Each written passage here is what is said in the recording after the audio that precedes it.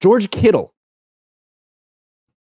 had surgery this offseason, core muscle surgery, shoulder surgery, apparently couldn't lift for more than a month, and was recently on with Bussin' with the Boys, because, Kittle doesn't really like the spotlight.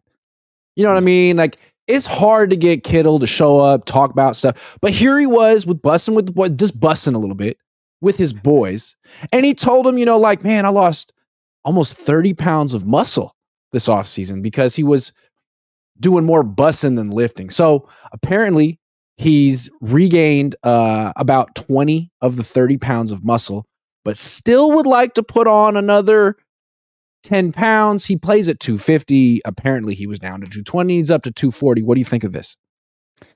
That's actually kind of crazy because when I saw him, what was it? OTAs, like pictures and stuff of him popping up, I actually thought he looked kind of big.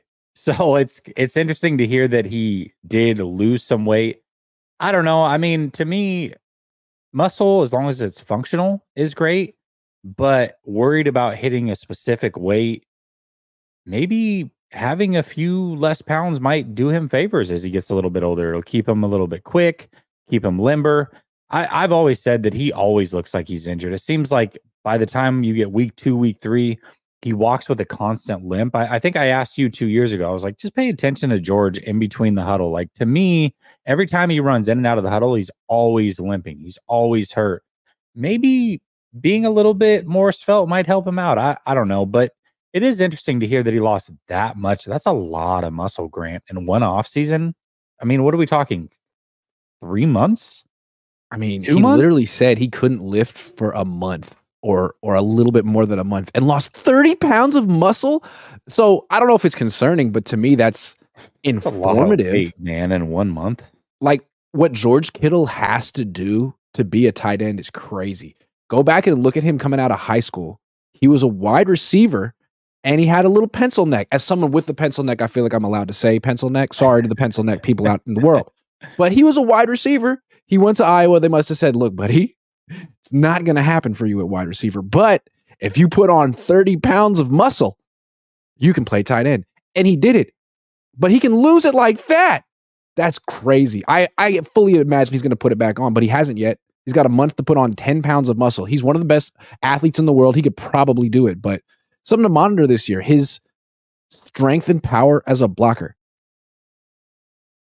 Yeah, I mean, like I said, to me, it's all how functional it is. But 30 pounds of muscle in 1 month, that's crazy. I mean, his body, that you know what that tells me is that his body's not naturally meant to carry that much weight. And if he's losing it that quickly, it almost makes you wonder, maybe that is why he is getting injured as often as he is, because he's carrying around too much muscle for his frame. Yeah. He is what you would call a muscled up wide receiver, and all credit to him for putting in the work. Yeah. But when he retires and he's an announcer or he's in WWE, he's going to be walking around at 220.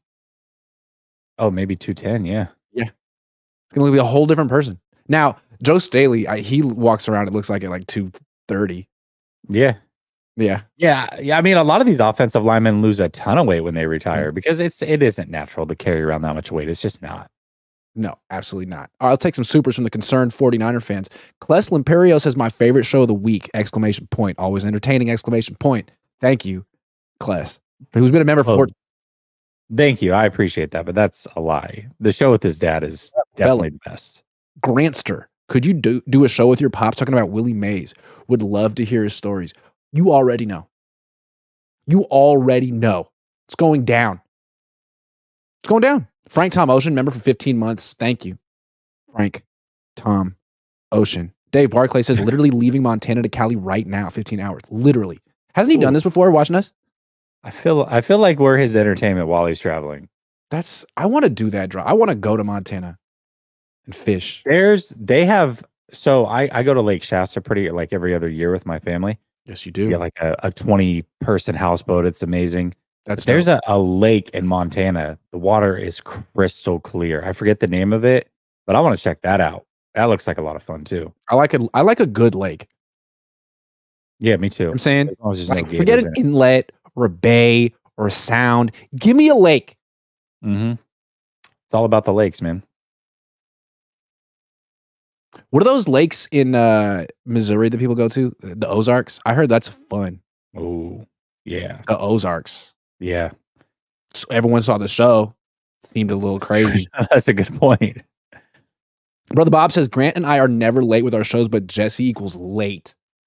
In Jesse's defense, we were just talking. We were like, should we start the show? No.